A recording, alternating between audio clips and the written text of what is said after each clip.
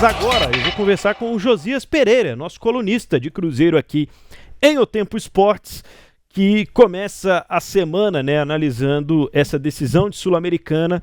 Por aqui, Josias, até o momento, a gente já falou bastante sobre a apatia, né?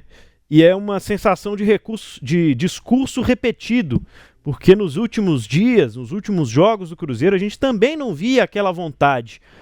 Tava a sensação de que estavam guardando para sábado, mas não foi bem assim. Primeiro, como é que você acompanhou essa decisão? O que é que te chamou a atenção? Tanto pelo lado positivo, se teve alguma coisa, quanto pelo negativo, que imagino que foi a maioria. Boa noite, Joe.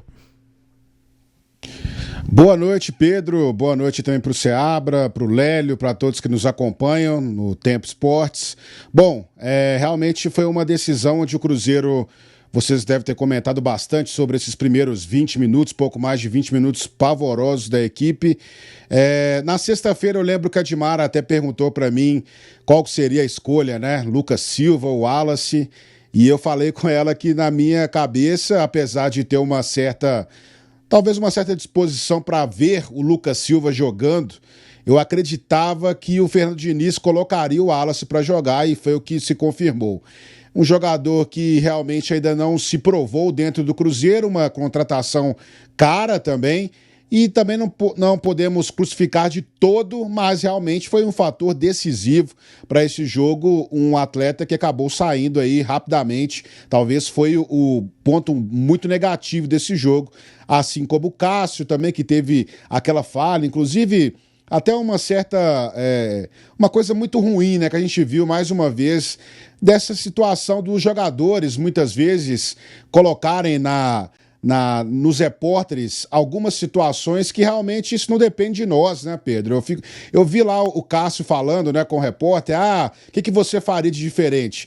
Bom, meu amigo, você é o goleiro, eu não sou goleiro, né? A missão do jornalista ali é perguntar para o jogador. Se ele quiser responder, ele responde. Se ele não quiser, também não responde. Mas o repórter não é goleiro. Então, se ele é o goleiro, ele é o profissional que tem que dar explicação sobre o que ele fez. Acredito que no primeiro gol até podemos falar que talvez ele não tenha conseguido realmente, um lance difícil, a bola foi cruzada, talvez até um lance de muita sorte do jogador do Racing, mas no segundo dava, pelo menos para ter esticado um pouco a mão. E o segundo tempo, o Cruzeiro conseguiu ali fazer o gol, né? Poderia ter aproveitado o momento para poder empatar esta partida e não conseguiu, acabou permitindo ali também. Mas o que eu vejo realmente, Pedro, é que durante todo o jogo foi uma produção muito estéril do Cruzeiro. Era um time que o Racing viu que o Cruzeiro tinha o controle da posse de bola, não sabia muito bem o que fazer com ela e acabou virando uma presa fácil no final do jogo, levando o terceiro gol, um gol aí de contra-ataque com o time totalmente desorganizado. Inclusive até achei assim, muito bizonho, né, não ter bolas alçadas à área. O Cruzeiro não fez absolutamente nada naquele desespero do abafa final. A gente não viu nem isso, né? Levantar a bola para a área e seja o que Deus quiser. Não aconteceu isso também nessa partida. Vi muita gente falando também do Matheus Pereira. Matheus Pereira, que inclusive foi o jogador responsável pelos desarmes do Cruzeiro nessa partida. Nenhum volante, nenhum lateral. Quem desarmou foi o Matheus Pereira. E muita gente criticando o Matheus. Acho também que existe uma situação ali. O jogador também caiu muito de rendimento, mas existe uma situação da própria formação do Diniz que está deixando com que o Matheus Pereira venha para buscar o jogo lá atrás e às vezes ele não consegue render muito bem. Acho que essa também é uma desorganização que tem. A gente tem uma crítica a respeito do trabalho do Diniz. Diniz, mais uma vez, né, tentou sair tocando a bola. É o que a gente falou desde o início aqui. O Lélio falou, eu coloquei na coluna também a mesma coisa. É a questão de um treinador autoral. Não foi a melhor escolha do Cruzeiro ter trazido o Fernando Diniz. Se o Cruzeiro precisava de uma resposta imediata com o Seabra sendo demitido, o treinador não era o Fernando Diniz. Ele é um treinador que precisa chegar aqui no início do ano, precisa ter o total autonomia para montar um elenco. Ele pegou um elenco já em andamento, jogadores que ele nem sugeriu para o Cruzeiro, os jogadores já estavam aqui. Então, realmente, acho que tem muitas coisas erradas aí que a gente precisa pontuar da direção ao time que não vem rendendo e agora vai ter que fazer acontecer nesta reta final do Brasileirão, buscar nos 4 jogos que faltam a classificação à Copa Libertadores. E não adianta mais, não tem mais desculpas, não tem como mais justificar o injustificável. É um time realmente, como vocês disseram aí, apático, um time que foi deixando as coisas acontecerem e olha, é um time que teve muitas oportunidades, a gente tem que destacar isso. Além de decidir um título internacional com a possibilidade de cravar essa vaga na Libertadores, é um time que teve muito tempo de treinamento também. O Cruzeiro teve vários espaços aí, várias janelas que poderiam render muito mais aí. A gente não viu o Cruzeiro realmente com essa qualidade. E para fechar, destaco também a situação da torcida. Esta sim compareceu, rodou o mundo as imagens lá do estádio balançando. Realmente a torcida do Cruzeiro mostrou a sua força, a sua paixão, o seu amor ao clube, indo até esta final, mas infelizmente o time não compareceu. Sei que vão falar comigo, mas é a reconstrução, o processo e tal, mas tá na hora de virar a página. Esse discurso também já está começando a ficar um pouco arranhado. O Cruzeiro não pode ficar só nisso, a reconstrução aqui, reconstrução acolá. Não, agora já é um time para render muito mais e a gente não tem visto isso. É o time do Fernando Diniz com apenas 2 vitórias desde a sua chegada ao Cruzeiro, Pedro. Eu tô muito de acordo com esse discurso do Josias, Lélio, porque o investimento já é mais alto, o Cruzeiro já volta ao cenário internacional, já tem muita coisa acontecendo, então, realmente, a sensação de que a página precisa ser virada, ela tá cada dia mais urgente, Lélio. Não, é isso mesmo. Quem batia nessa tecla de reconstrução era o Sérgio Santos Rodrigues e depois o Cruzeiro acaba tendo um dono, que é com o Ronaldo, e ali o time passa a viver sob uma nova perspectiva, né, de investimento. Claro que o Ronaldo, ele no primeiro momento não investiu tanto assim, mas com a chegada do Pedro Lourenço, criou-se uma expectativa sem esse papo de reconstrução. É que o Cruzeiro estava voltando a ter um investimento maior e jogadores de acordo com a sua grandeza. Mas eu concordo com tudo aí que o Josias falou. Eu só não sei uma coisa. Será que o Pedrinho vai comprar mesmo a ideia do Fernando Diniz para o ano que vem, hein? E talvez até dispensar alguns jogadores e formatar de acordo com a ideia do Diniz o Cruzeiro para 2025? O que vocês pensam? Eu não sou o âncora não, viu?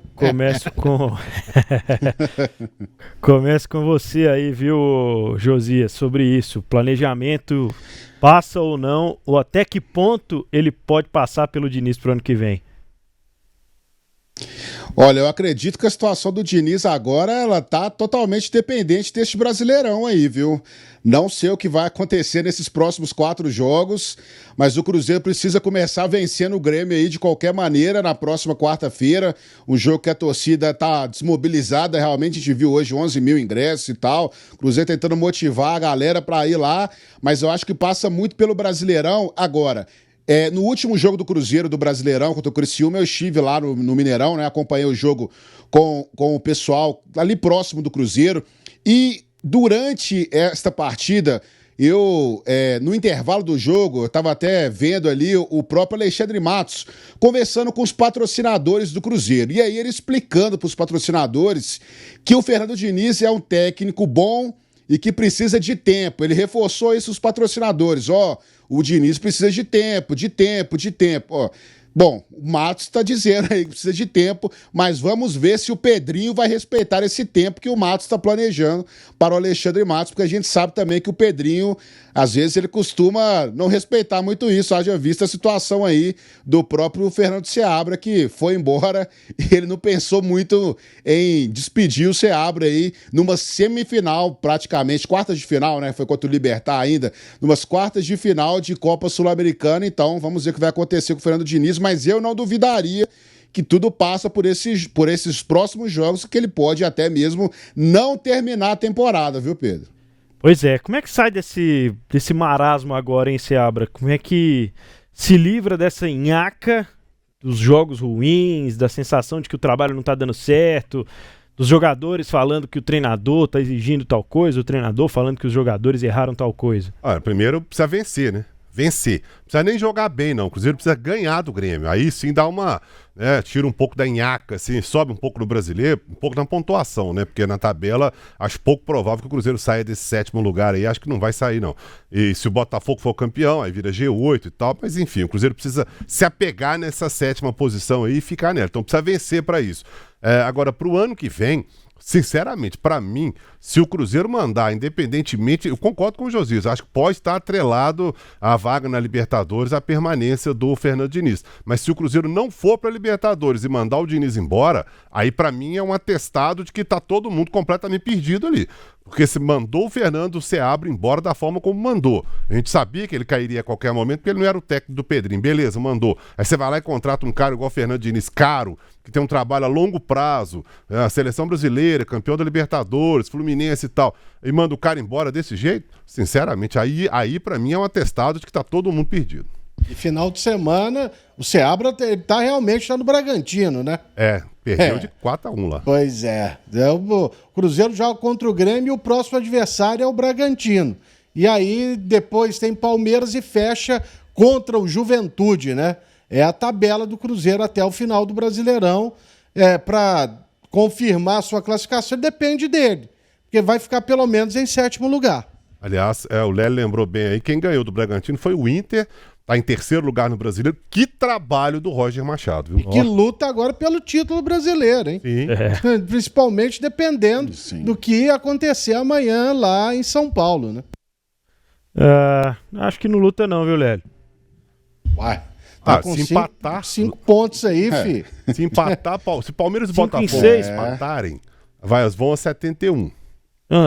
Aí o Inter ganha, vai a 68. Mas são quantos jogos ainda? Aí faltaram 3. Mas faltaram 2 né? jogos. 3. Né?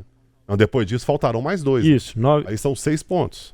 Pro Inter, exatamente. Agora, lembrando que ainda tem o Flamengo nessa história aí, ó. Tá ali, só de butuca ali. Essa classificação aí, o Flamengo tem 64. Joga contra o Fortaleza amanhã, que é um jogo a menos. Iria 67. E aí, vai estar 3 pontos dos dois. Então, cara, o campeonato vai pegar fogo aí nessa reta final. O Internacional ele tem 18 vitórias contra 21 de Palmeiras e 20 do Botafogo. Tirar 6 pontos. E essas vitórias. E vai pegar o Botafogo ainda, né? É verdade. É verdade. E parece que é em Porto Alegre, né? O jogo, se eu não estiver enganado. Bom, Cruzeiro 7º colocado, 47 pontos. Nesse momento são 13 vitórias. Então, além dessa distância abissal para o São Paulo, ainda tem um critério de desempate muito importante. Se segurar mesmo ali no 7º lugar. Josias Pereira, para a gente se despedir nesta segunda-feira, eu quero saber de você a respeito da sua expectativa com os jogos finais do Cruzeiro no Campeonato Brasileiro, da parte anímica, da parte técnica, do Fernando Diniz. É que você pode falar para a gente de como está a sua expectativa aí, Joe? Bom, primeiro você falou aí 13 vitórias, 12 com Seabra, né? Porque o Fernando Diniz, apenas essa partida contra o Criciúma aqui. Então, assim, o que eu espero realmente, Pedro, é que não tem outro caminho pro Cruzeiro, não. O Cruzeiro não tem para onde correr, né? Ele tem que vencer. Como o próprio Seabra acabou de dizer aí também, vitória. O Cruzeiro tem que começar a vencer essa partida contra o Grêmio. Eu até entendo muita gente que fala, né? Até conversei com alguns amigos no último final de semana.